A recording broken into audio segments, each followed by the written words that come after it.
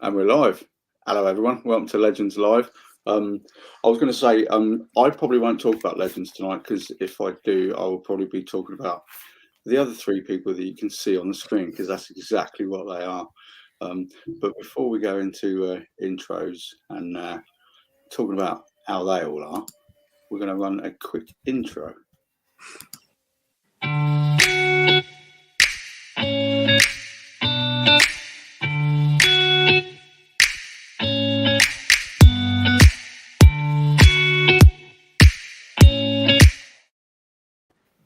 I love that. I always have a little boogie to that. I get copyrighted for using that every time because I set that up on a website called Canva, and it advertises that you can do your YouTube intro. So I figured it was all right to use the music, but every time I do it, says you cannot get monetized. Obviously, it's not a massive problem, so I'm going to keep using it for now. Right, who have we got here tonight? Then we have got these lovely people. We're going to start with Miss Lottie at the top of the screen. How are you today? Yeah, I'm all right. I'm in a good mood. Yesterday it was what it was, and that's the end of it as far as I'm concerned. I got to see the wonderful person that is at the bottom of the screen, which is Albert JTV, and a few other people, it was lovely. It was lovely. It's been a while because the international break seemed like forever, and then you see people and it's like, oh my god, I haven't seen you in ages. So, but how are you? I'm not too bad. I'm trying to sort out my camera and trying to sort this screen out. That's better because it's making me look like it's my show and I'm going to be the biggest person on screen. So that's not cool. Yeah, I'm all right. I've had a busy weekend. My missus has got COVID, so I'm having a taste of what single parents everywhere have to deal with. But it's been the weekend, so still. I'm trying not to be too gutted about yesterday. I'm trying to stay off Twitter as much as possible as well, other than plugging this show, because it gets super ridiculous. But yeah, I'm good, thank you. So we've also got Miss Georgina. G, how are you today? Yeah, I'm really good, thank you. I think this has been a long time coming, so really glad it's finally here. Yeah, I'm about to go on holiday. Had some good news today, so yeah, minus feeling unwell. Pretty good, thank you. Good. Where are you off to? Just somewhere in Devon, leaving the county. Oh, gee, that's it, man. Not too far, but break free. But the question is, are you still going to do your scones, jam and cream the right way around? Always. There's only one way. We always which is Cornish cream jam first. Yeah, always. Okay, I'll live with that. Yeah, and then last but certainly not least, it's the King of South London himself, Albert. How are you, mate? I'm good, man. It's been a long weekend actually. The weekend's supposed to be a little bit more chill for me, but it wasn't this weekend, man. Family things, football meeting, the fantastic, beautiful lots, and many others, man. Jeez, man. It is a community. I can say that on a Saturday, believe me, or whenever we play. But yeah, I'm excited for this show, man. It's very different content. So I'm looking forward to it. Love the title, love the meaning behind it. So looking forward to giving you my answers to your beautifully prepped questions, Keith. Thank you, mate. I very much appreciate that. I know you've had other stuff to attend to today as well. So I appreciate it. Thanks very much for coming on. Right, so without further ado, we are going to jump straight in. We've got some comments already. I'll jump into these quickly because everyone who hasn't seen this before, this is literally my third live stream, so I'm real amateurish. And if I miss any comments, I humbly apologise, but I'll do my best to jump through them. Got my man Judge. I've got my camera in the way as well, so I need to. This many gorgeous people in one channel. I've just got ripped into the universe. Thank you, Tony. There's Jake. Go on, Jake. Everybody. Oh, we've got an outsider in. Tottenham wife to the chat. She is our favourite Spurs fan. She's literally the only Spurs fan I actually would speak to. So, evening, Holly. Thank you for coming in, and please don't banter us too much, okay? Because we're hurting at the moment. We're delicate. It's all right. They're going to sign Tevez. Apparently, he's 38 years old, and Conte also wants another number 10, even though they've got Bergwijn. It make sense. Wow. Moving swiftly on from that topic, anyway. Cheers, Lee. Evening, mate. Right, so into the first question. It is Ooh. random legend, and I am going to start with Albert. What do you got for a Ooh. random legend, mate? Well, this is actually quite easy to think about. Keith, I might be cheeky and squeeze a little quick one. There's someone else in there, but the main No, person. go for it, mate. Floor is yours. Yeah. As anybody that knows me really well, I obviously love Arsenal, love football, but I love sport in general. I've grown up cricket, athletics, tennis, massive athletics fan. Even the old secondary school teacher said, you know what, Albert, you got to go for athletics when you're younger, like sprinting and no, forget the football. I said, no, I like football too much, but athletics is a massive part of my life. And one person actually just came straight to mind. He's a fellow Gooner as well. Sir Mo Farah. I watched, you know, I was too young, but I've heard the stories about, you know, Coe and Ovett. Saw the latter years of Steve Cram, but I watched many athletics over the years, whether it be male and female. In terms of long distance, and Britain didn't really do well, apart from the likes of such as a Liz McColgan or an Yvonne Murray. And it just, you know, this guy comes along. Didn't do too well when he first sort of come into the British team in terms of you know, getting to major championships and not doing particularly too well, but to end up with 10 global gold medals, 4 Olympic titles and 6 world titles. Looking at some of his stats, sort of outdoor, he's the national record holder at 1500, national record holder at 5000 outdoor, 10,000 meter European record indoor, 3,000 meter national record. He's also the European holder for the marathon at 2:05 and 11. And people talk about 2012, which was amazing. I didn't get a ticket for that, but even watching that through the television screen, that's a, you know, make the hair stand up the back of the neck when he won that 10,000 meters in the Stratford. It was a moment to remember, man. They call it Super Saturday, obviously, with him and Greg Rutherford and Jessica Ennis, sorry. But actually, the one thing that sort of sticks in my mind is I was lucky to get a ticket to go and watch the Athletics World Championships in 2017. I didn't get to see his final, but when he won that 10,000 meters, it was, there's moments in sport that you watch that you're just glad to see that you've seen it. It literally sent a tingle through my spine watching it. And that was a massive motivation for me in terms of my fundraising, the people which might not know about, that I've done for about 10, 11 years. That including 4 London marathons. And people say to me, why do you do it apart from sort of trying to raise the awareness of multiple sclerosis? And, you know, my oldest sister's got MS. But when I watched that final, Keith, in 2017 at the 10,000 meter world championship, I said to them, for inspiration, people like that, Mo Farah, that's the reason why I get out of bed first thing in the morning and put in the training and put in the yards and have the positivity that I have. And that will stick with me to the rest of my life, to be honest with you, my friend. That's wonderful. Yeah. I remember sitting there watching that Saturday night, and it's got to be a top 5 sporting moment. It's just everything fell into place.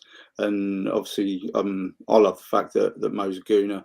I loved when him and Usain Bolt kind of swapped their things that they did. Obviously, Bolt had that, and was it that Mo got? Yeah, the Mo got, and they swapped it over and did each other's, and it was amazing. These guys, you know, he's not had an easy life, and to persevere and work so hard to get to where he was. I'm another one. I absolutely love this guy to bits. I love that choice. Did you say you had another one as well? Are you going to sneak another one? If you know what I realize I've done, right? Because I didn't. I've read the question, but I've read the question. So you know what I'm going to do? I'm going to give the actual answer I'm supposed to give in the other question. Okay, so you want to wait for the next one for that? Yes, yeah. Go on, get the girls, because I've completely done it the opposite way, but it's fine. I've got that one out. I've got it right. Yeah, that's absolutely fine. Well, we're going to move on to you now, Georgina. Who have you got as a random legend?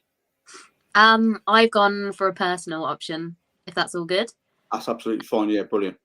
So yeah, it's my older brother's 30th birthday today. And yeah, I'm going to send him this. It might be soppy, but at the same time, I believe in making sure the people you love know that you appreciate them, because it could always be too late, couldn't it? So absolutely. yeah, it's just the most. He's basically like a hero to me. He's the perfect big brother. We've been through like a lot growing up, and again recently, and no matter what, even though we're both sort of obviously grown adults, he's always there to make sure that I'm okay. Puts everyone else before him. And yeah, just a really good person. Sometimes hard to come by, finding good people, good honest people, and just really glad to have him as my older brother. So I just wanted to say that for him. I absolutely love Well that. said. And that's what it's all about. When I did one last week, lots of the guys were talking about people they know, and that's the whole reason for wanting to do a random legend. It can be literally anyone, and there are so many people that we can all think of, and to sit there and say something lovely about your big bro like that, we love that. So Well done. Go on, G. yes. Right, Lottie, what have you got for your random legend? For me, I've done a bit of a random one. It's not like really well known, but I've kind of had to dive into my history books for this, and I've gone for Bella Ray. She is from Cowpen, Northumberland. She played between 1917 and 1919 for the Blyth Spartans, also known as the Munitions Ladies. Basically, in one season, she had 30 appearances in the Munitionettes Cup, and she scored 133 goals. And every single penny that Blyth United, sorry, it's a bit of a mouthful. Sorry, guys, give me a second. Blyth United Munitions Ladies had scored, went to the front lines, and went to charity within the country. They were I think the highest record crowd they've attracted was 53,000 people to watch a women's football game. So, and obviously, we all know from 1921 through to 1971, it was banned for 50 years. But we still continued. It just didn't play at the men's football grounds. They ended up playing at the women's rugby grounds instead. It was said that the game of football was quite unsuitable for females, and they ought not to be encouraged. The speculation around it was that there was an element of jealousy due to the larger crowds going to the women's games rather than the men's, and the men's games had been around 50 years longer. Which brings me on to another conversation I had on Twitter the other night of the women's game being compared to League Two football, which really annoyed me because if people don't know their history, you can't say it's only been around since the early 70s, because it hasn't. It's been there maybe 50 years behind the men, but it's been there. And for someone to come out and say, "Oh, it's League Two football," is unacceptable. I mean, the women's game is growing. It's one of the fastest growing sports. How do I put this? No, one of the fastest growing sports for women at the moment.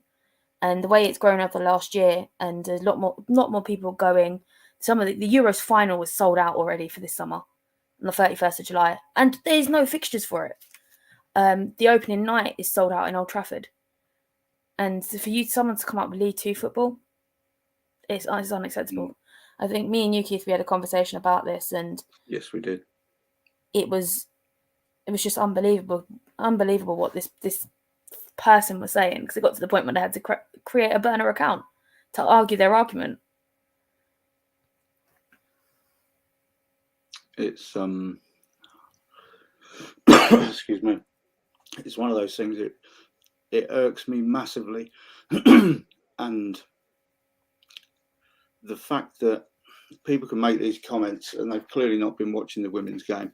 I remember watching it was probably the last World Cup. Lucy Bronze scored an absolute worldie. Now, before I get into this, I'm by no means, I know very little about the women's game, and I am slowly trying to educate myself. And by watching people like you, Lottie, and UG with the content that you're creating, it's educating me, and I'm learning. I know the young man at the bottom of the screen, he knows a hell of a lot about the women's game as well. And we're all trying to educate ourselves. And that's the key to it, it's education. To sit there and say from behind your keyboard or your smartphone, it's like second division football. Go watch a second division game, then go and watch the Lionesses play, and you will see that this is not the case. And the problem is, we're talking about Bella Ray, and she played over 100 years ago, and we all see it on social media. You see it at grounds, and women are still having to put up with this sort of garbage that's being thrown at them. And I've got to say to you all before, you're in my house, so if you want to swear, go for it. We saw. But it's fucking disgraceful, is what it is. It should not be happening. This is over 100 years, and for blokes to sit there and say the things that they say, and say that, you know, there's no place for a woman. You know, you've all seen the comments, the things that they say about just disparaging comments towards females, and it's not on. And I'd like to see people like this maybe get involved in a game against females and see how second division it is when they absolutely batter you, and you got to go back to your mates in the pub and explain what's happened. It really, really winds me up. And it's really good that you've mentioned that one, Lottie, because I'm going to jump in with this is my kind of keys us into the next section. But before I do that, Albert and G, is there anything you want to add to that? Because this is a serious issue that I think deserves discussion. Yeah, just to add to, I was just going to say, when Lottie and G and Lucy came on to my show for Live Stories, we touched, one of the questions touched upon the women's game, and as Lottie mentioned, the key words research. It's very easy to find. Go on the FA website, you know, when they took over the women's game, and I think if I remember it correctly, I think football is the largest participation sport for women in this country, I believe so. That's massive. There's a lot of sports out there that they could take out other than football, but because of the work that's been done by, like I said, being 21 plus VAT, I've seen a lot of the guys that you see in the TV that were playing at the time.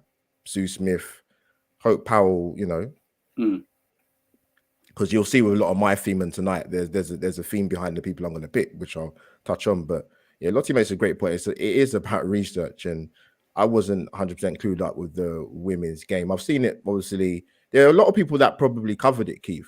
There's other YouTubers I've spoken to, like in terms of guys that are older than me, that just said, you know, they've covered it for many, many years, but it just obviously doesn't get the recognition that it should get.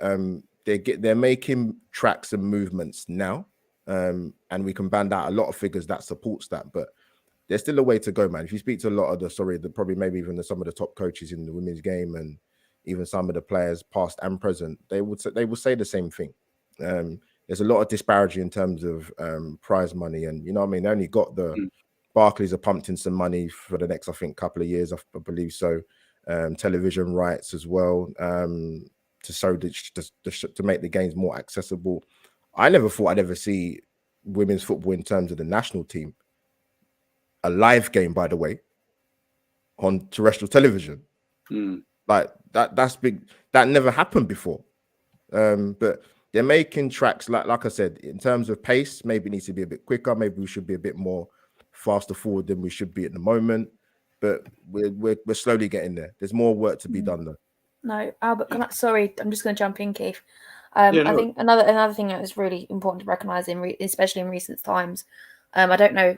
I know you can go and watch this game back on Daz and Keith if you wanted to, but it's the Barcelona game for the Champions League in the quarterfinals. There was 91,000 in Nou Camp. They filled it out for the semi-finals, and I believe that is the record at the moment for the most attended women's game. Yeah. I'd have to go and have a look, but I think we are moving in the right direction. But it's also a case of certain people's attitudes towards it that's going to be the issue. Well said. Yeah, totally agree. Sorry, G, I just had to jump in there. No worries. Yeah, I mean, I just want to say as well, me and Lottie were watching the Lionesses game on Friday night, and Ellen White got a record of 50 goals. And I had to unfollow all of like the match of the day, you know, those types of pages on Facebook today, because I was honestly just so disheartened, not surprised, but kind of surprised at the same time at the state of the comments. You know, because they were sort of saying that she's now 3 behind Wayne Rooney as the highest England top scorer. They not honestly, I couldn't really find one that was positive, that wasn't sarcastic and didn't really mean to be positive. It was all about, now you can't compare this, you know, the state, they just won 10-0. All everything that could possibly have been said to degrade the achievement, rather than just saying, look, you're up with some good names, like, well done. And I just don't feel like that those kind of people will ever change, because in a way I feel they probably don't really mean it, but they're just trying to be funny online, you know, to get a reaction from someone else to say and have a nice debate. But it's just so disheartening that even a huge achievement like that, I mean, at the end of the day, they're all playing for their country. You can only play what's in front of you, as always. So how, because it's the women's game, is it not an achievement to be amongst all those names? I mean, you look at, there was some comments like, you can't compare like Harry Kane to Bobby Charlton because the game has evolved so differently. But then they wouldn't agree that that's the same for the women's. Like, it still matters, just like Bobby Charlton's does, even though the game has evolved. But because it's the women, it was just like, it's a joke, take her name away. And I don't know if she uses social media, but I just hope that they don't see it, because if I was a player and I read that, like, you would kind of feel like, well, what are we? We're never going to change this. Like, I've made this amazing achievement. She should be on a crazy high. I know she's quite a humble person, but then when you see that, that would be really disheartening to me. So I try not to focus on the negative, obviously, because like Lottie said, the Champions League games and Barcelona have sold out for the semi-final coming up too. Yeah, that was within 24 hours, amazing. wasn't it? Yeah. So I think that our country is more of the problem, and our attitudes for many things. But because you see the likes of Spain and Wolfsburg, they're obviously so behind their teams. You know, at the new camp, they had the band out, and I was thinking, this must be just the picture from the weekend's game of the men's, but it was actually, and I was like kind of emotional with it all to see that. But I feel like our country is certainly the problem. But as everyone says, education is the most vital thing, really, and let's hope it changes for the future. Yeah, absolutely. And the fact that Ellen White scored 50 goals for her country, that's an amazing feat. Yeah, 100%. Regardless what level you play at, you know, what sex you are. I'm taking up walking football next year because I'll be 50 and then I'll qualify to do that. And, you know, there are international games in walking football. Now, if I got to do that and scored 50 goals between now and turning 85 or whatever, you know, that's another amazing feat. And to compare her with Harry Kane, we also need to remember it's not that long ago we had a 10-0 and Harry Kane played in that game and, you know, helped himself to a few goals. And, you know, these people that are making these, whether they think they're being funny, whether they're ignorant, I don't know, but they would not be making the same comments about the men's captain. Definitely. Keith, there's also another thing that needs to be remembered. Something that Ian Wright said in the comments after that me and G were watching. Like, some of these clubs, like these national teams, like North Macedonia, their women's team hasn't been around that long. The FA aren't pumping monies into these newly formed teams, so they're going to be easy to wipe the floor with. When you've got English talent like we have in the WSL, it's going to be easy. I mean, you've got the likes of Lauren Hemp, you've got the likes of Beth Mead, Jordan Nobbs, Paris. It's just the level of it all. It's amazing amazing in itself that they're there, but they're just not got enough money and enough, how do I put it, experience to be competing on that level, if that makes sense. Yeah, absolutely. And, you know, they are very, very new and, you know, haven't got to go. Me and Albert will probably remember this. I remember England beating Turkey 9-0 at Wembley in the 1980s when they were new to it. And there is this school of thought that maybe these countries shouldn't be allowed to compete. But it's about equality and diversity, and everybody has a right. If you are representing your nation, regardless who you're playing against, you have a right to be on that stage. And especially if you're new, how are you going to learn unless you are playing against, you know, teams who are vastly better than you? But they will improve as long as they get the funding and the exposure that's that should be thrown at it. Hopefully, they will get to the same point in a few years' time as well. I mean, the men's team have already done that. They're a prime example for North Macedonia. Well, yeah. Did you see the Italy game? I've watched the highlights. That was unbelievable. Literally the maddest game of football I've ever seen. I call that karma. Maybe so. Maybe so. Well, we've got some comments. I'm going to jump into these quickly. I can't even remember where I got to. And the last one was Lee's good evening, if that helps. That's it. Yeah. Oh, then yeah, Holly's abusing you there. They're like, love you, Holly. There's a reason why I said what I said. Yeah, Mr. exactly. House, evening, mate. I don't even know the answer to that question. It's a very short answer. No. So, there we go. Yeah. Random. Yeah. What question? Yeah. Mr. Antonio, random legend, Gunnosaurus. Yes, of course. Well done. It's not. It can't be. It can't be that hot in there. It's cold here all the time. He must be toasty. Tony's in Florida. Is I mean, like women's football world is one that absolutely deserves so much more exposure. Yeah, could not possibly agree more with that comment. Lee, very neat to the ladies' game, but the standards I've seen are very high. Wolfsburg against us, Madrid versus Barcelona, amazing quality. Yeah, again, entirely agree. Mr. Arsenal, just reiterating what Lottie was saying earlier, you know, over 90,000 people and Nou Camp full. Absolutely brilliant. Over and over and over again, Arsenal podcast. We should not compare women's football to men's. It needs to be viewed on its own merits. Yeah, it's elite, and some people will never accept it as that, and that's their loss. And again, as we were saying, it's about education, and hopefully, if the older generation can't be educated, then it falls on the next generation of people, the younger souls who are more open to everything. Yeah, exactly, Richard. Adam. Now, Adam's been on with you, hasn't he, Lottie? Yeah. Yes, he has. Yeah. Okay. Yeah. 50 goals for White and 4 for Mead. Yeah. But Viv said, "Hold my beer," and went and got 6 in the same night. Mr. Arsenal was only 1 goal and 1 assist away from being spot on with my Beth Mead prediction. Adam, again, yeah, experienced that on Twitter too. People insisting that you can't compare the two, but you can say that. Barcelona fans, yeah, exactly, showing the world how to support their women's team. Our fans, our club, we could learn an awful lot. I mean, Lottie, I know that you've been to Arsenal games at the Emirates. Mm-hmm.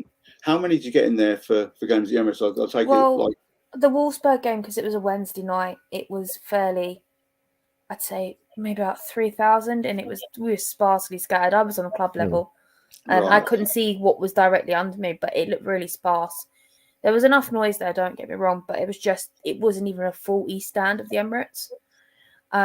Before Spurs caught COVID, Arsenal, because the game was on a Saturday, Arsenal had actually sold out the East stand and opened all the way around, opened up the North Bank completely. Right. Because that's how many tickets they had sold, because it was a Saturday afternoon, international football was on, and everybody was coming to a North London derby. Yeah. And I personally think if they hadn't pulled out with COVID, we would have got the record attendance, not Man United. Up at Man United Everton. But it's just a case of our fans actually coming out and not coming out just because it's a North London derby or a really massive game. They just need to just start attending games. I mean, Meadow Park is really noisy. I'm going for the first time there on Sunday, which I'm really excited about. But it's just a case of Arsenal fans changing their attitude. I mean, I've kind of, I don't know about you, G, but I've found bit of sanctuary in them because it's positive results rather than the men's, especially at the beginning of the season. Yeah. So they're a bit of a saving grace, if I'm honest. Yeah. Moving on. Oh look, it's Mr. Vickers. Good evening, Tom. I need to give Tom a shout out because if it weren't for him, I wouldn't be going to the Everton game. The man's go on, Tommy. An absolute legend. He actually already got me a ticket for a little while ago, but due to like work and family commitments, I couldn't make it. But yeah, he's come through for me. He's done me real solid. And from what I've been told, those tickets are not easy to come by. No, So, last game of the season. Nightmare. No, they're not. yeah, I'm one of those fair weather fans. I stole someone else's ticket who's been going all season. Sorry, not sorry. Adam, looking forward to seeing White beat Rooney's record. I think she could do it on Tuesday. She could do it on Tuesday against Northern Ireland. Let's see what the media make of that, shall we? Yeah. Won't hear a peep. Moves one away from equaling Jimmy Green's record of most England goals in a season. Nice. Yeah, she's had 3 hat-tricks in qualifiers now. Yeah. So she's just on a She's roll. got a very. I think she's up there with one of the best assists. I think it is in the WSL history. She's doing I very really well. need to do some educating of myself. But I'm like I say, I hold my hands up. I'm not going to sit here and pretend that I know what everyone's talking about. I know Beth Mead. I know Viv. I know Ellen White from watching previous World Cups. And that's the thing. She's playing in World Cups, so it's not like she's kicking around on, Hackney Marshes on a Sunday morning. It's like World Cups. A long time, yeah. Stuff. Adam, again, if you want to look at national improvement, look at the Netherlands. They've come from nothing to become European champions and World Cup finalists. Proof any country can do it. Tom, again, go club levels. Club level, if you go to the Emirates, I'm not sure they do it at Meadow Park yet. Thank you, Tom. 35,000 sold for the Spurs game. 5K was Wolfsburg.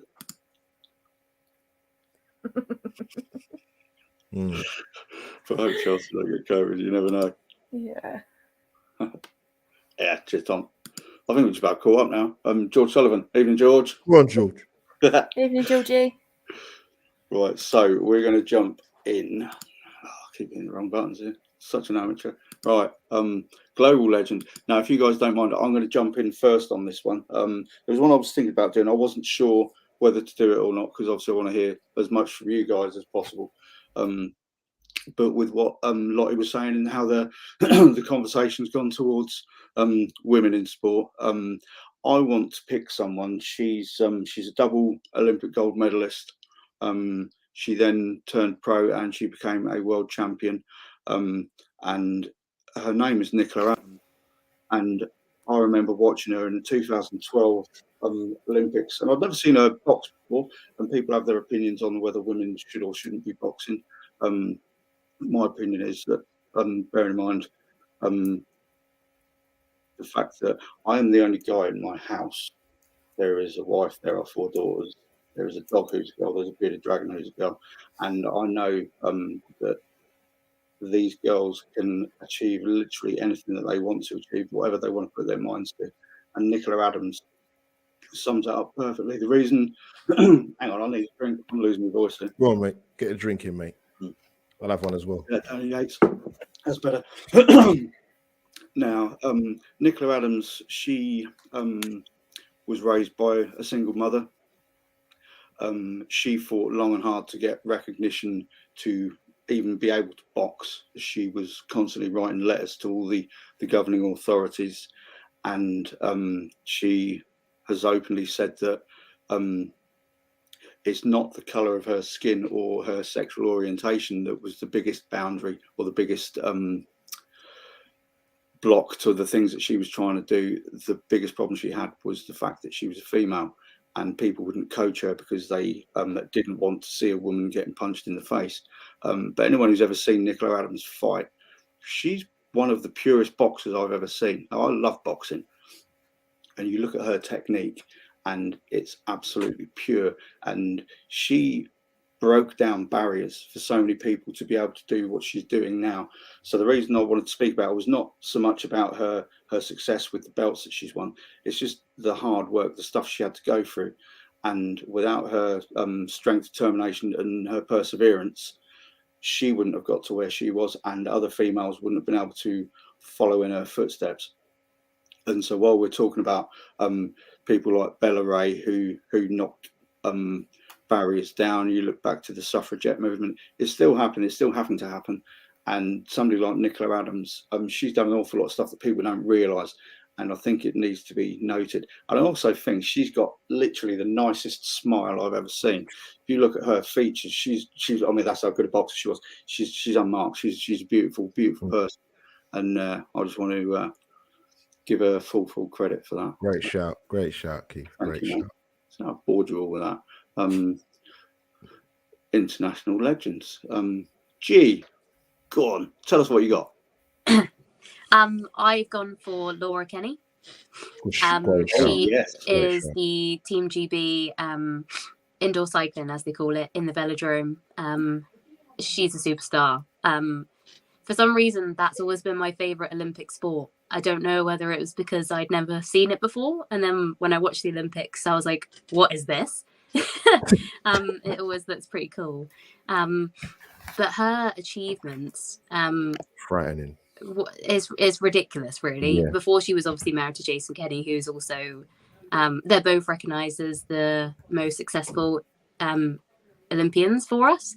And they were both on their way to their own individual goals before they sort of got together. But I think more importantly, she then also had a child. By the sounds of it, it was quite a traumatic sort of experience. For anyone, for any normal person, that would be a lot to then return to your daytime job. But when you're sort of an Olympic athlete and Olympic champion, to sort of come back from that and then consistently be at the top of your game still, I just think it's so admirable.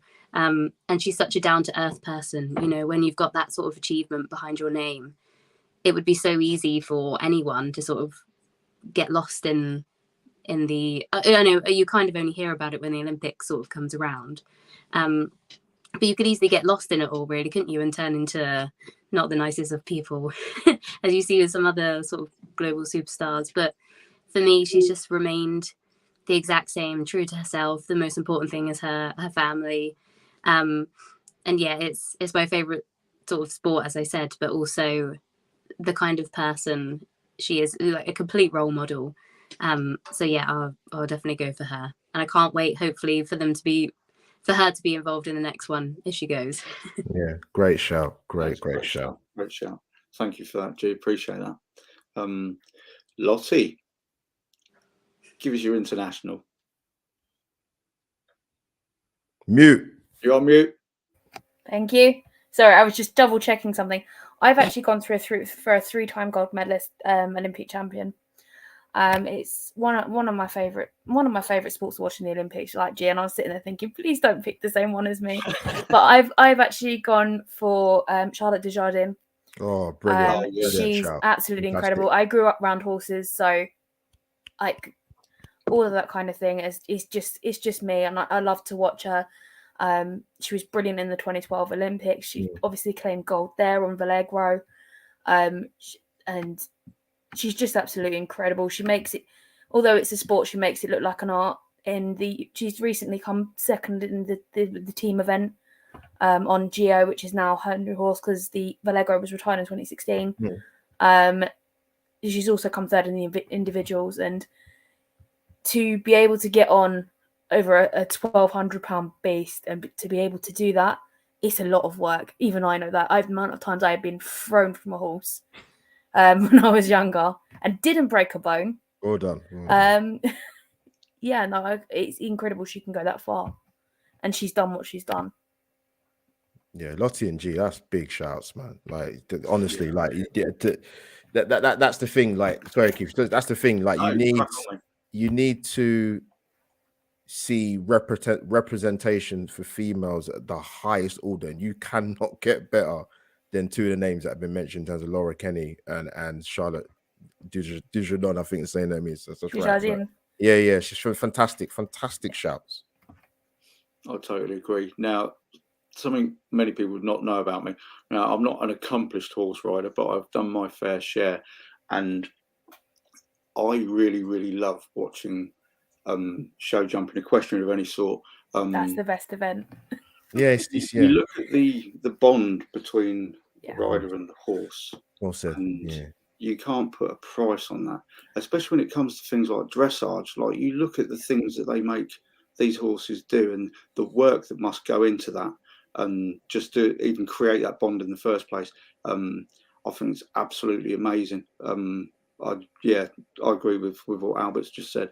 You look at Laura Kenny, the fact that she's had the success that she's had, and in between she's managed to, like, you know, have a baby. It's not a big deal, is it? But then to go and be an absolute monster on the Olympic scene, it's it goes beyond anything I can even comprehend. To be honest, great shouts, both of you.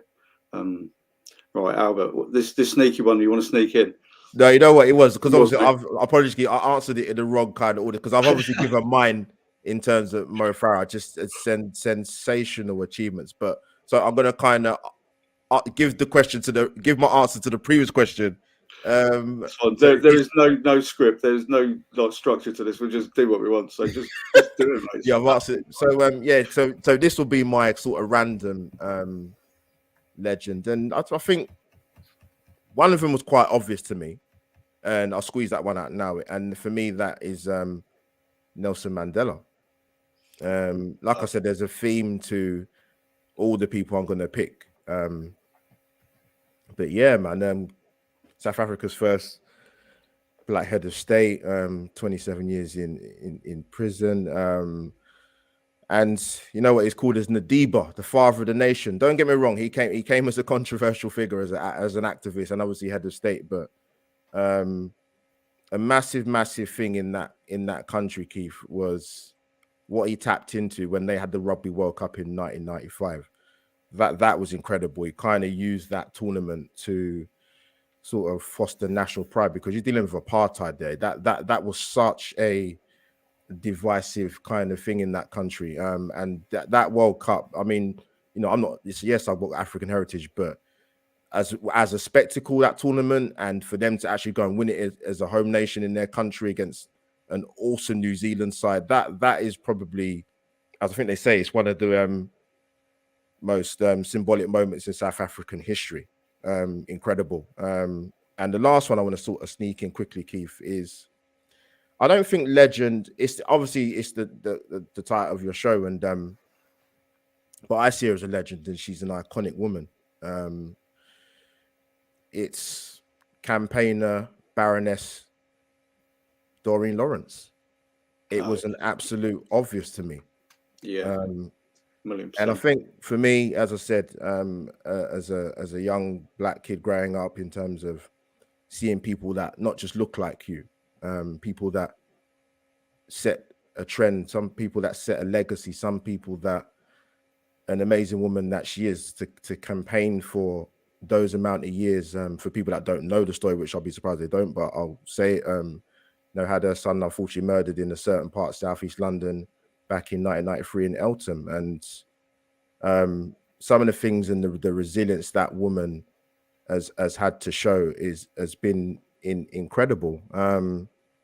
She deserved her Lifetime Achievement Award at the Pride of Britain Awards. I think she got also, she was named one of the most influential women by BBC Radio 4 in their Women's Hour Power List, obviously elevated to Baroness Lawrence in 2013. And I think for myself, and for many black people up and down the country, maybe even worldwide, even at one point, Nelson Mandela came to the UK because of certain things not being done in order to find these guys and prosecute them. Obviously only 2 out of the 5 have ever served any sort of prison sentence. But for myself and every black kid or black person growing up, this is probably one of the most synonymous things in terms of Stephen Lawrence that I will always remember.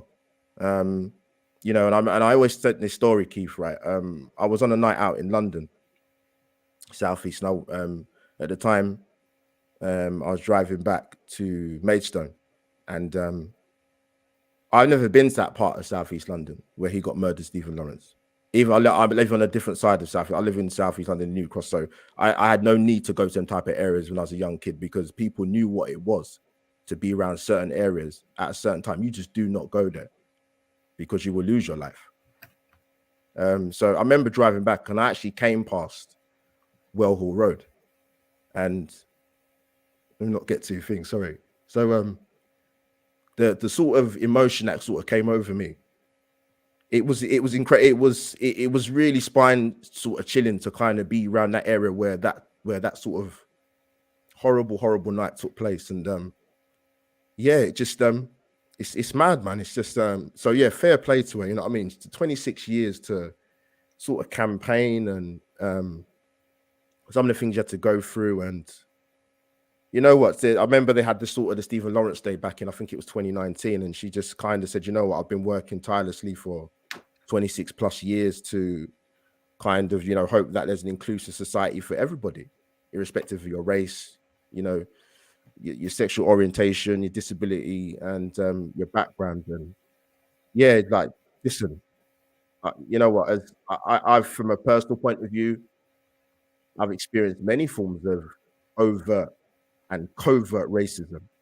I've spoken to you guys individually in recent, very, very recent times, because you know what, sometimes in life you experience people, the problem with people, when it comes to racism, for example, just before I finish up, Keith, people think, you know, racism, it's got to be, you know, if it's not the M word or the P word or use certain emojis. No.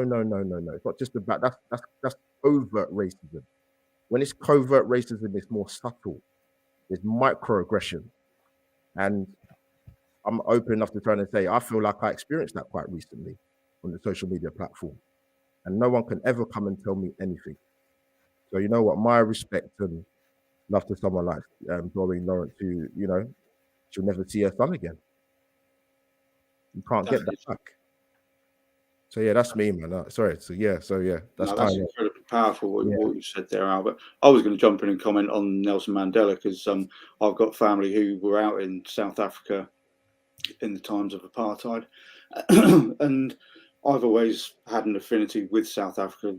To whatever apartheid was, it was just the most horrible idea that anyone could ever come up with. And I remember sitting there watching the Springboks versus the All Blacks in that final, and looking at the rapport that Mandela had with Francois Pienaar. Incredible. And it was amazing how that galvanized an entire country that was so divided and brought them all back together, which kind of brings me to what Doreen Lawrence has been trying to achieve, is to bring a divided nation together, regardless of what those divides are, whether it's skin color, gender, sexual preference, disabilities, as you were saying. And to do all that after losing a child, a young child. I mean, how old was Stephen when that happened? A teenager. But I think 18, Keith. Yeah. And to for her to have the strength and the resilience to do what she has done, it's just, I can't begin to comprehend how strong that woman is to do all the things that she's done. And obviously that's a very emotional topic for you to talk about. And I really, really appreciate you doing it. I'm sure everyone else that's watching this does as well. Lottie and G, is there anything you want to add to that? Because again, it's another one of those things probably I think needs discussion. You're mute. Sorry, I keep doing that, guys. It's just where I'm like, just dry throat. I'll be honest with you guys, I'm not old enough to remember most of this when it was going on. But I completely agree with Albert with what he's experienced recently. It was micro aggressive racism, and it's not on. I mean, I think the most recent thing in terms of like football that we've come across is probably Rob Holding at Leeds, and I think he's a very good example of standing up and speaking out about it. It doesn't matter I know he's white, I'm white, and I'm saying it, but it doesn't matter what skin color you are. You should be speaking out against it. It should not be acceptable now or ever, regardless of your age. I used to make it. This is going to sound really bad, but for older members in my family, I used to make excuses. I used to put back in my mind, it's just their age, but it's not. It's not. It's something. Racism is. You're not born racist. It's taught, and that's where the issue 100%, is. 100%. Yep. And I can no longer make excuses for them. Now I'm old enough to understand what's going on. I used to dismiss it, but I won't have it from them anymore either. So, Lottie, just to come in quickly, like I know obviously people are different, born at different times. What I would say to people that are not familiar with the Stephen Lawrence case, and And Keith, you know what? I had some amazing conversations when the whole Black Lives Matter thing happened, with ex-work colleagues who were white, who knew I would class as friends for life. There were some very candid and very, very open conversations. And, you know, we got very, very emotional, very, very emotional. And a lot of them were pretty shocked. I said to them, look, there's so much material out there. Listen, I'm old enough to remember Rodney King in America, you know, suffering one of the most brutal police beatings I've ever seen in my life. Arnold Arbery in America going for a run, being gunned down, I think it was. Yep. The case of Breonna Taylor, that's the one that really, really hits home. There's a lot of material out there, and like I said, anybody with the Stephen Lawrence thing, there's like a 3-part documentary. I think it was done back in 2012. I implore anybody who's, you know, outside of the BAME community to sit down and watch that 3-part documentary, and you will understand the levels of racism back then, and maybe even subtly still existing now. It's an eye-opener. It's shocking, and it will be shocking. Because I remember just even briefly at the time that the police at the time put surveillance footage in the suspects' houses of how they kind of it was shocking to watch. The level of, even as a young black kid at the time, I think it was 1997 which actually the documentary, but to see some of the stuff that were coming out of people's mouths it's spine-tingling, Lottie and G, if you haven't seen the documentary. But trust me, 3-part documentary. If you get time, I'll send you the link like after the show and you can watch it. Please do. It's a massive eye opener. Please do, because at the time I would have been about maybe 5. So definitely go for it. 100%. No, I remember watching the documentary you're talking about, Albert, and especially with the surveillance stuff. It's shocking. It is. Wow. Yeah, it's one of those. It is. Yeah, honestly, it will definitely rock you to watch that. Is there anything you want to add to that, G? Sorry. Yeah, just slightly. I'm the same with Lottie. I've obviously heard about the story of Stephen, but I wasn't sort of born at that point. But another one where I watched a documentary. I can't remember if it was 2019 or 2020, but the documentary was on the BBC and it's called Anthony. Good I shout. don't remember. Great shout. I don't remember the his second name. Obviously, that's all just popped into my head. Anthony Walker. Yeah. And I mean, obviously, it's a representation of what happened. But my God, I was in pieces. Yeah. It was just because you do sort of, it makes you think a hell of a lot more. You know, you obviously hear the stories and they're horrific, but when you see it played like that and see how a kind of a person and you know, the family and everything like that, it really just hits home that could have been, you know, that is someone's brother, that's someone's son, that's someone's cousin. And I mean, I come, obviously, you know where I'm from. Yeah, 100%. This county, it isn't a big city. It's obviously growing now. But for many years it was literally just white people. And you hear it so often. I'm not saying just among the older generation, because it would never be true, you know. And it's just awful. You know, I'm not saying I'm a saint or anything like that, but I've always heard it from, you know, grandparents, family members, people that aren't family but you're around, and I just look at them with disgrace. I'm like, how can you even say things about a human being? You know, it's the same of course for all forms of discrimination, but I think racism we're so far behind constantly, and some people pretend that they're not, and they might, you know, put something on social media, but do they really act when something is being said around them? So yeah, it's just it always breaks my heart when you hear anything. So yeah, that's, if anyone hasn't seen that as well, go and watch that documentary, because it will really rip you to pieces. No, great shout, G. Great shout. I mean, obviously, as a middle-aged white man, I've not experienced racism towards myself, and, you know, quite a steady middle classish upbringing.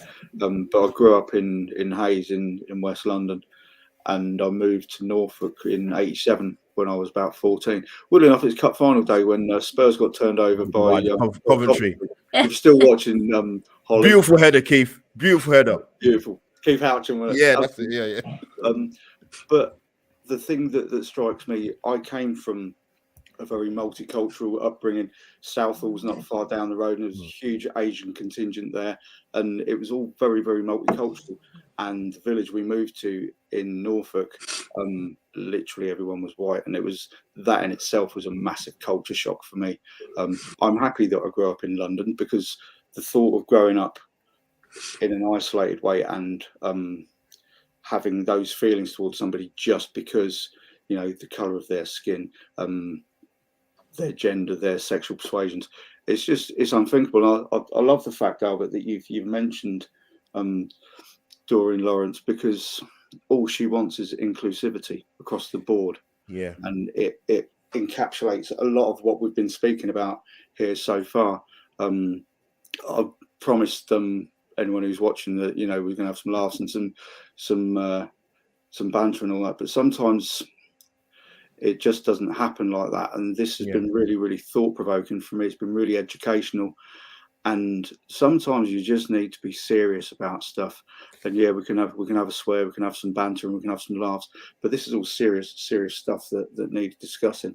And I think all of you've all been really, really brave with the things that you've mentioned so far. So I can only just genuinely really thank you for the content that you've come up with so far, because I know a lot of it is not easy to talk about from all of you. So just, do you know what? No, I appreciate it.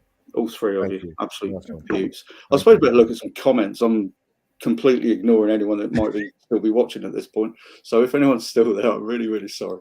Let's have a look, see what we got. There's my man Neil, Mr. Dwarika from Florida. Yes, Neil. He was Canon FC. He's just recently rebranded, and there is a rumor that he might be doing a live stream at some point this week. He's a top guy. So yeah, Neil's cool, man. Yeah, cheers for tuning in, bro. Yes, we're on it. Don't you worry, Tom.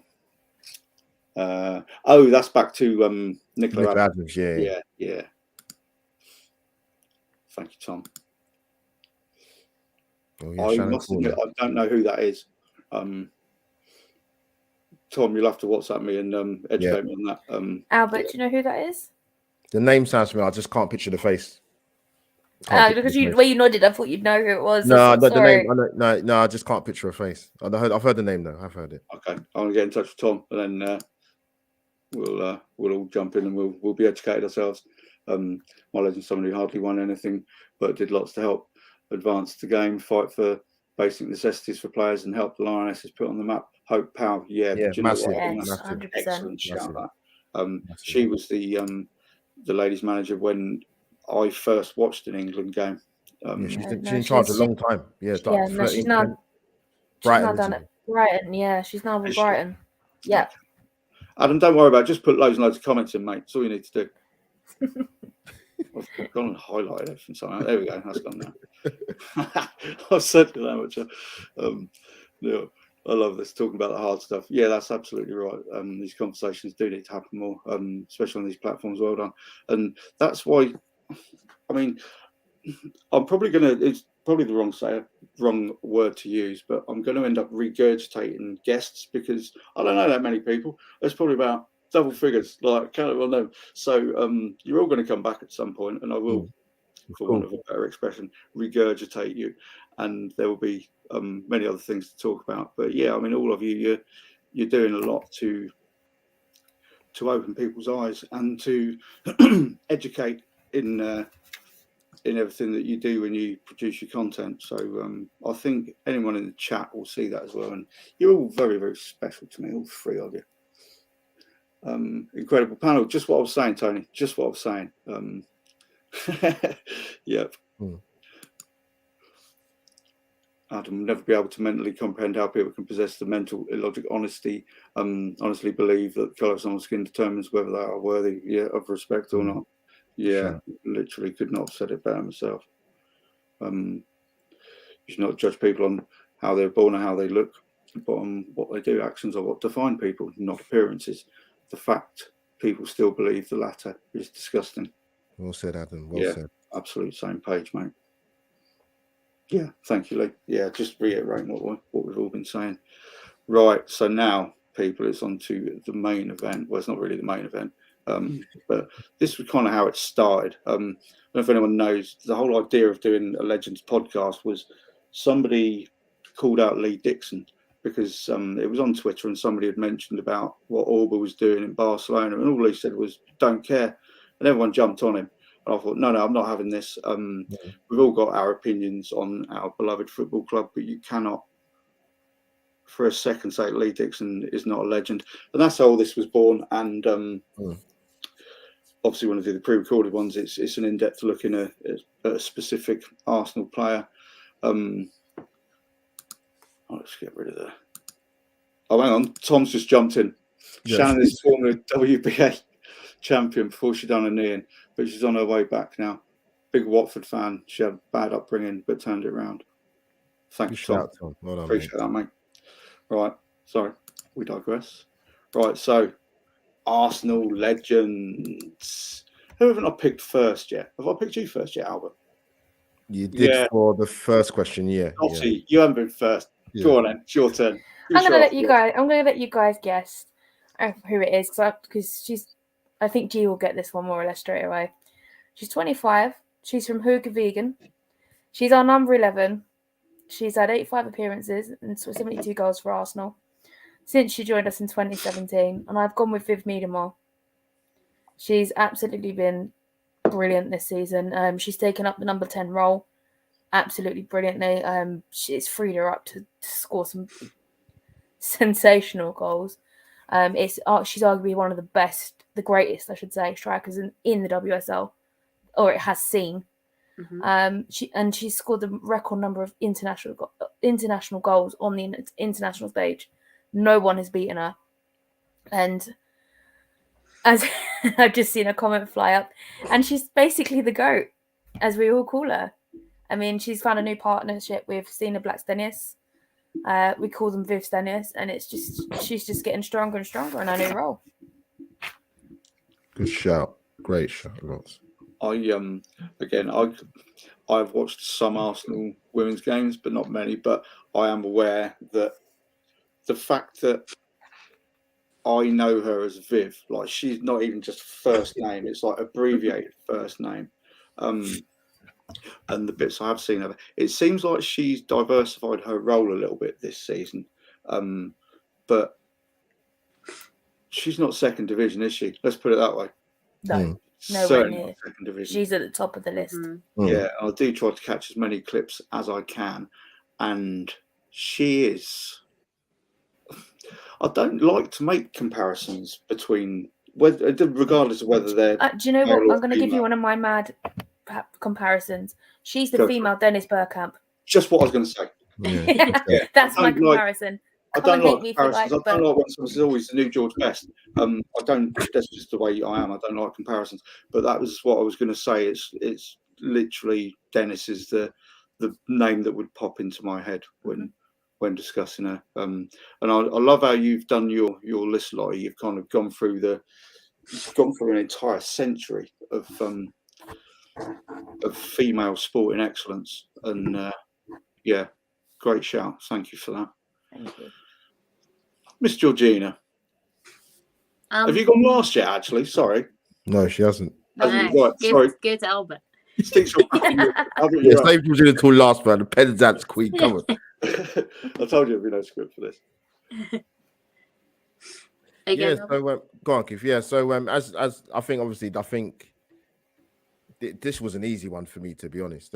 Keith's covered this guy already on his Legends series, and like I said, there's been a theme to all of my people that I've picked as people that, like I said, people that look like you and have achieved greatness, people that have shown leadership, people that have been inspirational.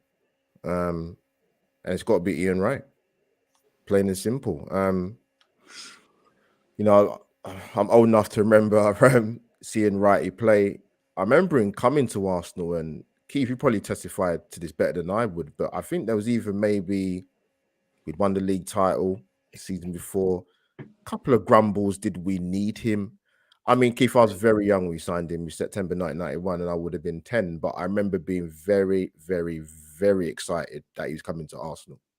Having seen my memory of him, obviously, when he was at Palace, and I think he suffered. Is it if not one serious injury, broken leg? Was it two that season? And he came back. Double breaks, yeah. Yeah, and I remember rightly, sort of my first memory of him was in the Palace shirt and coming on as a sub in that cup final, and I thought, wow, come on! And the first goal was fantastic. It turned, I think it's Gary Pallister inside out, and just slid it into the corner past Jim Leighton, and then the second goal, great cross from John Solarco. I have to big up John. He's fellow Nigerian as well, John Solarco, so I have to get that in there. But yeah, that's the first memory I have of Ian Wright. And I thought, wow, you know, this guy's a serious player. So I was very excited, very young, but very excited. He came to Arsenal and he scored a hat-trick on his debut, or first game against Southampton. Scored a hat-trick, was it? That was that's the one with the yellow shorts with the yes, at the top and at the Dell. Yeah. Dell, yeah. Yeah, and a lot of people wouldn't have seen Ian Wright play. And if you haven't, then it's unfortunate because you can't help when you're born. But you know, I think it's unfortunate, guys. And Keith will know better that. I mean, Ian Wright he only got 33 England caps over 7 years. Mm-hmm. But I think the biggest probably reason for that is that time you had the likes of Robbie Fowler, Les Ferdinand, Teddy Sheringham, Chris Sutton, Alan Shearer. And you know, you weren't dispatching him from number one. So Ian Wright had a lot of people to get past, in terms of having more caps for England. But for Arsenal, you know, the cup double in 93, beating Sheffield Wednesday twice in 2 finals. And it wasn't the fact that Ian Wright, because obviously he's a fantastic goal scorer, but it's some of the goals he scored were superb. And the ones that stick out for me is he scored, I think he scored 2 against Everton in that Premier League game at Highbury. The one when he turned Matt Jackson inside out. And I think Ian Wright talks about that being his favourite goal. It's fantastic. There's a goal against Yeovil in the FA Cup, chips the goalkeeper from nowhere. I think there's a Premier League game against Swindon. I can't remember the name of their ground, where he's fantastic dink chip into the stanchion. But I think, and the goal against Leeds at Ellen Road, chipping John Lukic, mugging him off. But there's one goal for me, one favourite goal, Keith, like Ian Wright goal, that sticks in my mind.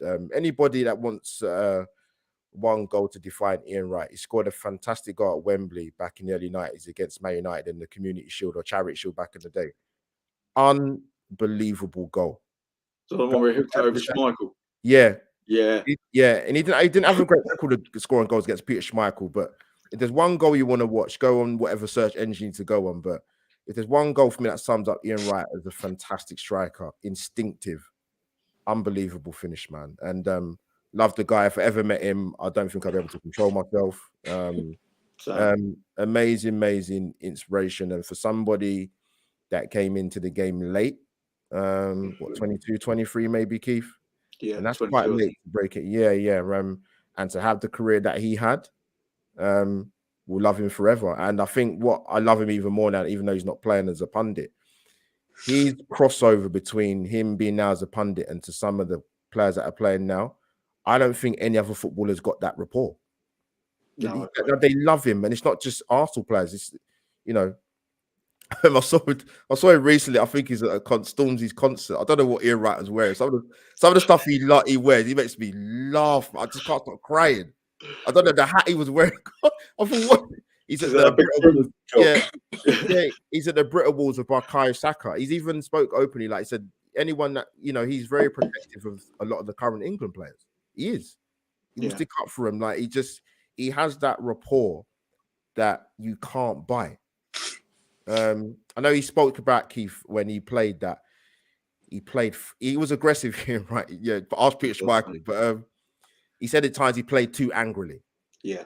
But I guess that was more to do with probably Ian Wright has been very open about a lot of documentaries he's done where, you know, he spoke about his childhood, and I'm not surprised when he talks about some of the aggression he had and maybe he went a bit too far on the pitch. But yeah, he's a guy that is synonymous with a lot of people, just irrespective of your age, gender. They just love him, Keith. And I think a lot of rival fans, particularly Spurs fans, they won't probably publicly admit it, but they absolutely love him. mate. He would have 100% walked true. into any one of those teams in the Premier League when he was in his pomp. Yeah, I mean, even Keith, No even one when took it. even in 96, 97 season when he was coming to sort of the latter stage of his career. I mean, he's got 23 Premier League goals that season, second most in the Premier League that season, and scored against 17 out of the 19 clubs that season. That's a hell of a stat.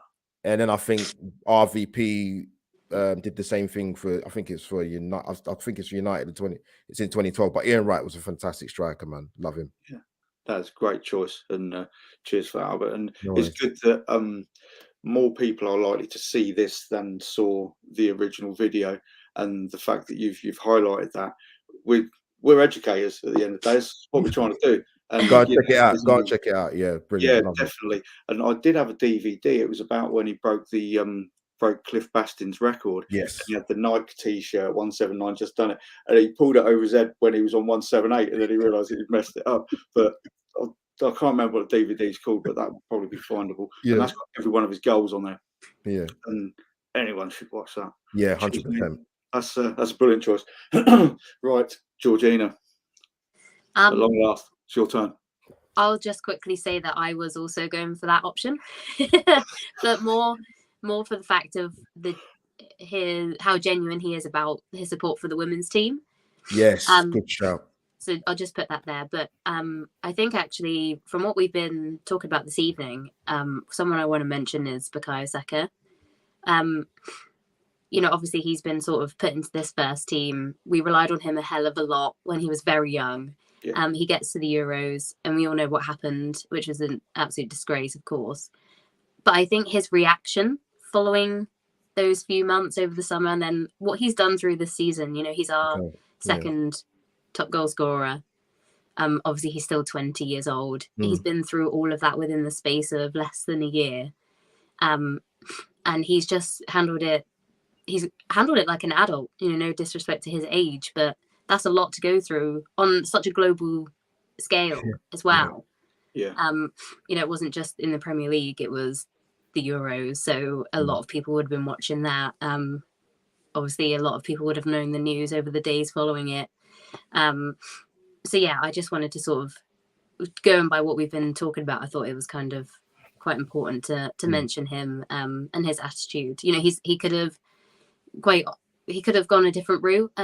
He could have had a bad season so far, but I think he's really sort of come into himself really and grown with it. And hopefully he knows that a lot of people are on his side. So yeah, I'll go with him. He's made of entirely different stuff to normal human beings. I'm convinced of it. I've missed the final penalty kick in a shootout, but that was playing for the Wildfowler pub on a Sunday morning. And I felt crap, and my mates took piss out of me, and we went and had a few beers afterwards. Yeah. But this was in front of the entire planet. Yeah. And then you think about how bad he'd have felt for just initially missing, and then the just pure disgusting things that were said and written about him. And like you said, G, to bounce back, and this has been his strongest season. I would have forgiven him for having a slightly more moderate season after everything that he went through. But the kids, he's different gravy as far as I'm concerned. I think that's a brilliant choice. I'd thought about in 20 years' time, do I do one on Bukayo Saka or ESR or Gabby Martinelli? Hopefully, yes. If the internet is still a thing, then maybe it'll be slightly different. We'll be up in an actual cloud or something. I don't know. But he's a legend in the making. He really is. Good shout. Current. Yeah, that's current an shout. absolutely Good brilliant shout. That's all of you, isn't it? Yeah, it is all of us. You haven't done yours yet. Oh, really? Yours, Keith. This If you've got one. Have you got one for us? Have you got one for us?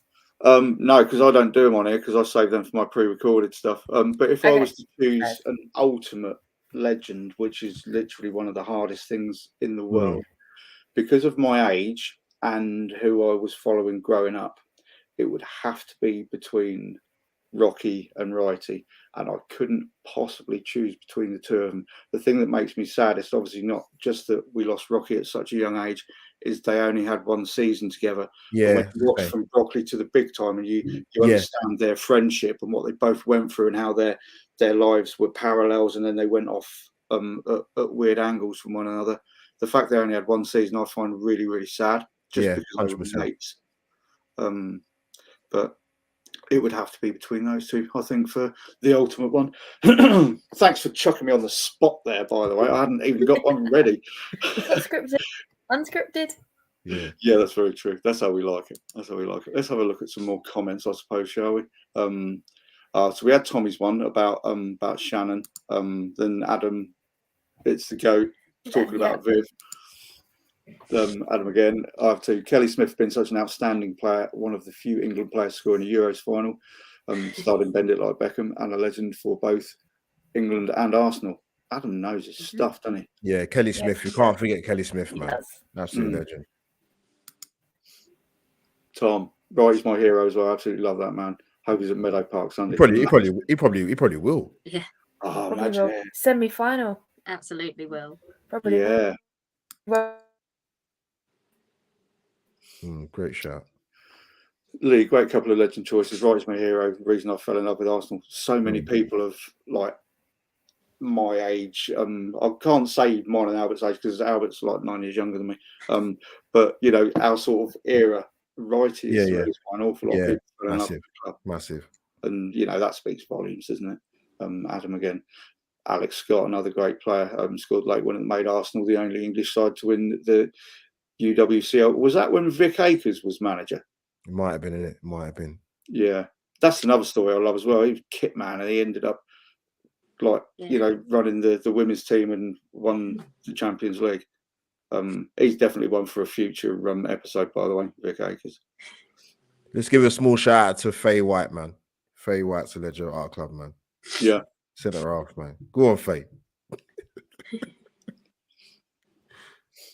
Oh yeah, Alex Scott's TV career. Yeah, I don't mind watching Alex Scott on TV, to be honest. No, I don't mind either. Him and Dennis were immense together. Righty, yeah. Lottie's left us for a minute. Punditry presenting analysis, she's been outperforming other so-called experts. Yeah, I'll absolutely agree with that. And has responded to the online hate with a smile and a laugh. Legend. Yeah, one thing, she knows her stuff, and there's times when I've watched and it can be anyone on there. I'd like to get her on like Sky with Carragher and Neville and just let her rip them to pieces. But that's a separate agenda for me, I'm afraid. Adam, he's met right at Meadow Park. Go on, Adam. Oh, I love that so much. Tommy, that night at Highbury where he nearly broke Schmeichel's leg. I don't think he got sent. No, he didn't get sent off. No, he didn't. It was an awful time.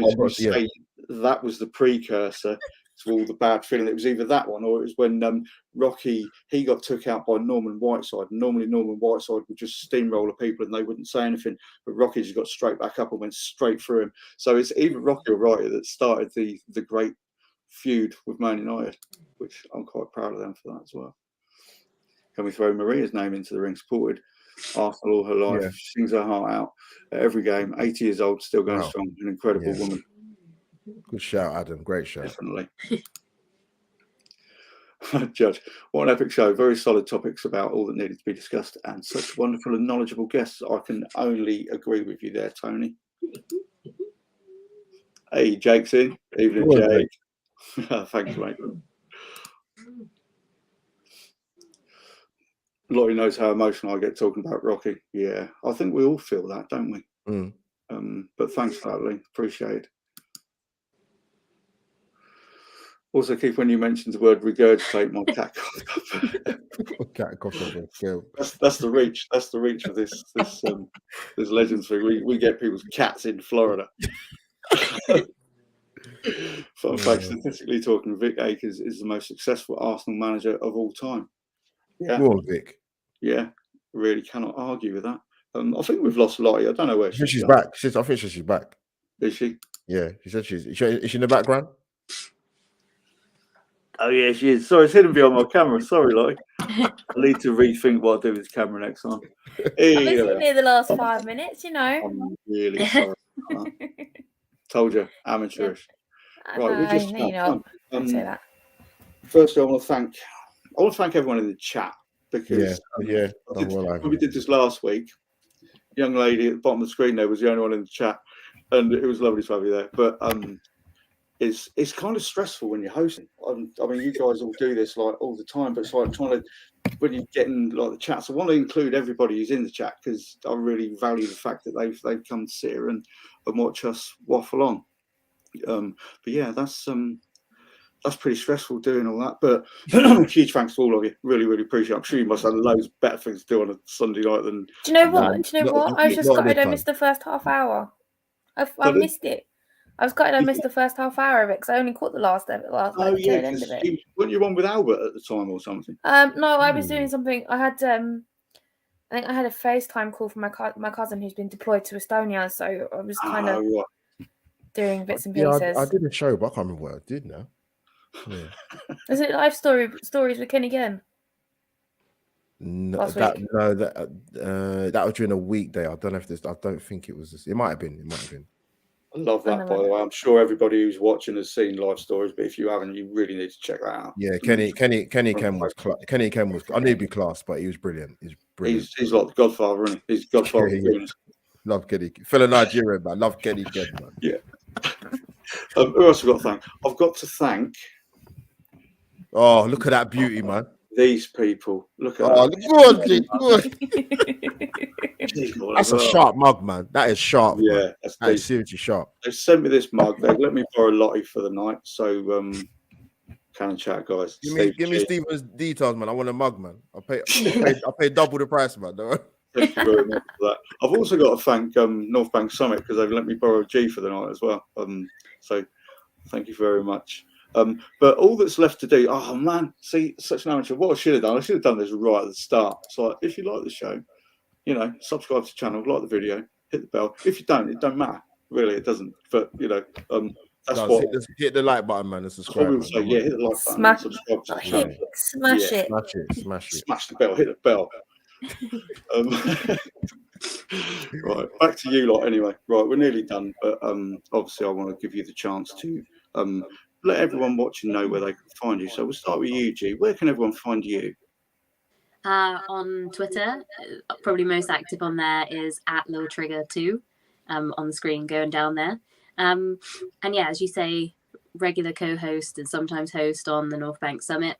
And also with Lottie, I do the Road to Stadium Australia shows following the Lionesses journey and their fixtures as well to the World Cup. So yeah, on the socials is where you find where the shows are going to be.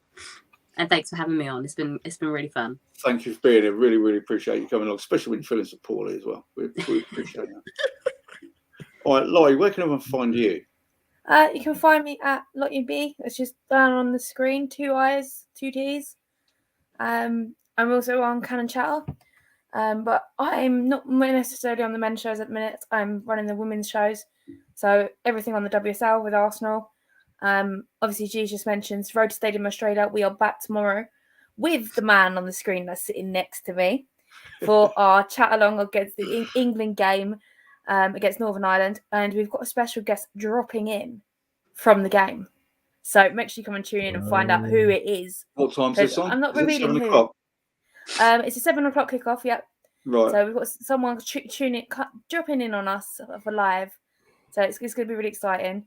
Intrigued. And we're also the dream team that are on the screen. We've got some Euro content coming up as well. And I know Keith's also agreed to join us one night. So I have done. It's all exciting stuff on the horizon for all of us, really. I'll swear and tell jokes or something, or either that, or I'll try to watch more. That's what I'll do. But thank you. Yeah, appreciate that invite. Cheers, Lottie. And last again, but by no means least, it's Albert. Where can everyone find? Everyone knows where to find you anyway, but you got to tell them. Anyway. I think they do, and they know where to find them. I hope so. But yeah, the Twitter handle's going along the bottom of the screen at AUMO57. Keith, thanks for having me on, and my pleasure. Yeah, it's been a fantastic content series, man. Keep it up, man. And this has been, it's been thought provoking and emotional, and some great names that have been brought up tonight, man. Very, very what's that one looking for? People that have elevated and inspired in more than one way or another, should I say? Fantastic, man. So yeah, people come and check it out and smash the like button for Keith, man. Subscribe. Thank you, mate. I'll just check, see if we've got any last comments before we sign, because I don't want to ignore anyone. It's a gorgeous mug. No, it's been there. What were you talking about, Tom? Sam Allardyce is the most successful. He's God. 100%. Can't knock it. Well, one. Big Sam.